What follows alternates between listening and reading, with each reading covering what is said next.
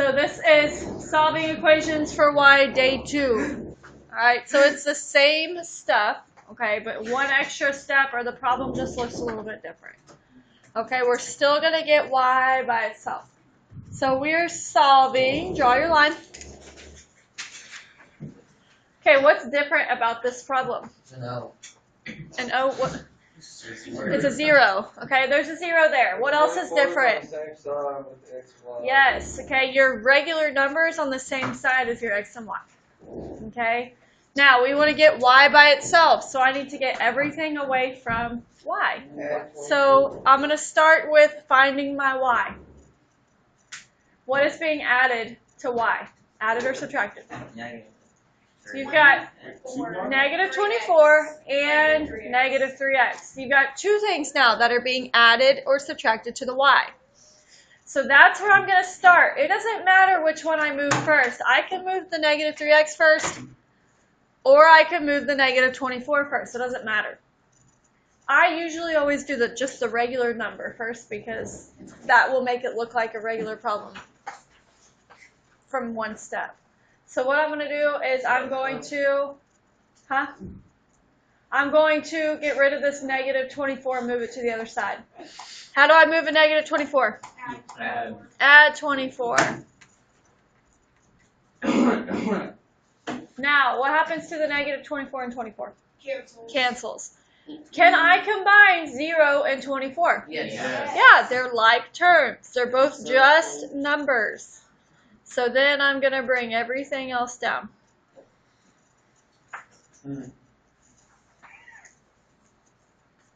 Okay, from here down, this is like the problem that we were just doing before lunch, okay? So find your y. Now we're going to move the x, okay, the negative 3x. How do I move a negative 3x? How do I move negative 3x? Add 3x.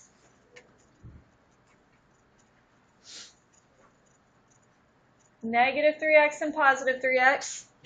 Cancel. I'm left with 4y equals. Now, can I combine 24 and 3? No. No, because one has an x and one does not. So I need to write them side by side.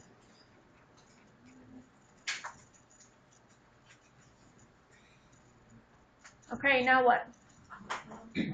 Huh? Now what?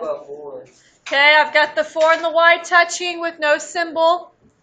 That means they're being multiplied, so I need to divide. And if I divide one thing by 4, I divide everything by 4. So y equals, what's 3 over 4? Can it be reduced? No. Can I put it as 0.75? No, it stays 3 over 4x. What about 24 over 4? Can that be reduced? Yes. To what? 2. To 6. Get out.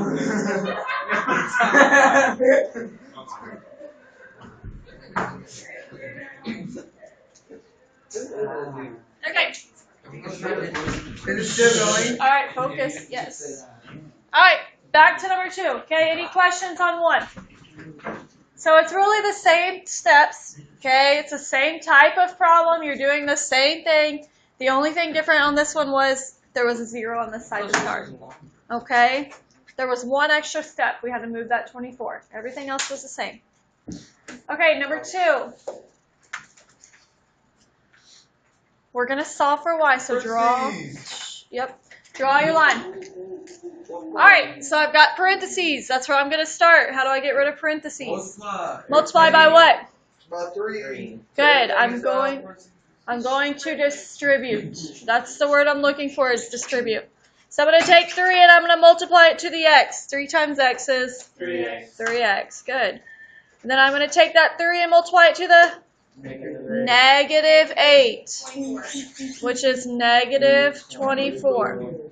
Can I do anything else with this parentheses? No. Are you writing with me? Levi? Are you writing with me? Okay. No, I cannot do anything else with the parentheses. Can I do anything on this side? Can I simplify it all? No, so bring it down. All right. Is y by itself? No. Yes. No, it's not. What's over there with it? The minus 4, the negative 4. How do I move a minus 4? Add 4. Add 4. Now watch what I do here. Because this is a number, just a regular number, what is its like term? 3x or 24? Negative 24. So I'm going to do plus 4 under the negative 24 because they're like terms. I'll line them up. Did you write this? Let me see. Let me see. Okay.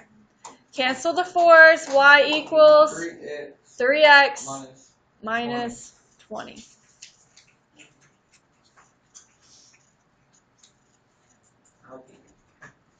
Why did we only